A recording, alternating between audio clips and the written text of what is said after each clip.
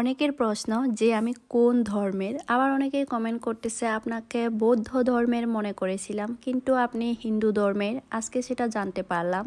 এর কারণ হচ্ছে আমি গতকালকে হিন্দু ধর্মের একটা সরস্বতী পূজায় গিয়েছিলাম, যেটা অলরেডি আপনাদের সাথে শেয়ার করে নিয়েছি। যদিও আমি হিন্দু ধর্মের না, আমি বৌদ্ধ ধর্মের।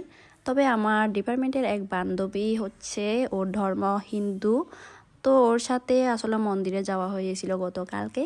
তো সকালবেলা ঘুম থেকে উঠে ওদের হলে গিয়েছিলাম, রেডি টেডি হয়ে একসাথে আমরা চট্টগ্রাম বিশ্ববিদ্যালয়ের সেন্ট্রাল মন্দিরে গিয়েছিলাম পুজো দেখতে।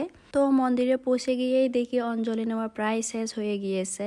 আমরা একটু লেটে গিয়েছিলাম, তো আমরা একটু অপেক্ষা করতেছিলাম অঞ্জলি দেওয়া শেষ হয়ে গেলে। আমরা যারা লেটে গিয়েছিলাম তারা আবারও অঞ্জলি নিচ্ছিলাম। এটা হচ্ছে চন্দনের পানি ছিটানো হচ্ছে। এরপরে আমাদের হাতে একটা করে বেলপত্র মানে বেলের পাতা দিয়েছিল, আর এর সাথে দিয়েছিল কিছু ফুল। তো আমরা পুরোহিত মশাইয়ের সাথে সাথে মন্ত্র পড়তেছিলাম এগুলো হাতে নিয়ে হাত জোর করে। এরপরে হচ্ছে এগুলা নিয়ে আবার আশীর্বাদের ফুল দিয়েছিল আমাদের হাতে, এগুলো আমরা আশীর্বাদ হিসেবে রেখে দিয়েছি ব্যাগের মধ্যে। এরপরে আমাদের কপালে কালো টিপ দিয়ে দেওয়া হয়েছিল। তারপর হচ্ছে শরণামিত্র নাকি এগুলোকে বলে, এগুলো হাতে নিয়ে হচ্ছে খেতে হয়। খাবার পরে হাত ধুয়ে ফেলতে হয়, তারপরে পূজা দেওয়া লাগে। তো আমি এগুলো হাতে নিয়ে খাচ্ছিলাম, একটু দুধের মতো স্বাদ ছিল। তারপরে আর কি হাত ধুতে গিয়েছিলাম, হাত ধুয়ে আবার পূজা দেওয়ার জন্য উপরে উঠে গিয়েছি।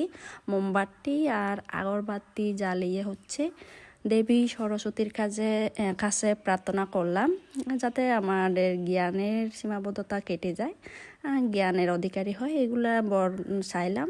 অঞ্জলি দেওয়া শেষ হয়ে গেলে আমরা প্রসাদ না নিয়ে ডিরেক্ট চলে আসি আমাদের সোশ্যাল সায়েন্স ফ্যাকাল্টিতে, যেখানে হিন্দু ধর্মাবলম্বী যারা স্টুডেন্ট আছে ওরা সবাই মিলে টাকা তুলে এখানে একটা পূজার আয়োজন করেছে।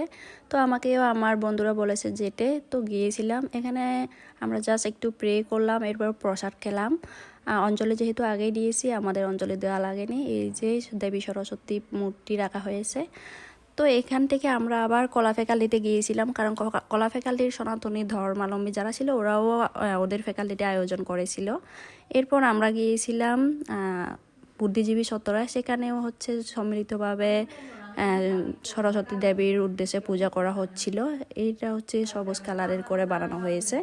এরপর আমি চলে আসলাম আমার হলে। আর সেন্ট্রালে যাওয়ার কারণে আমি আমার হলে যে সরস্বতী পূজাটা হয়েছে এখানে থাকতে পারিনি, ভিডিওতেও ধারণ করতে পারিনি তেমন একটা।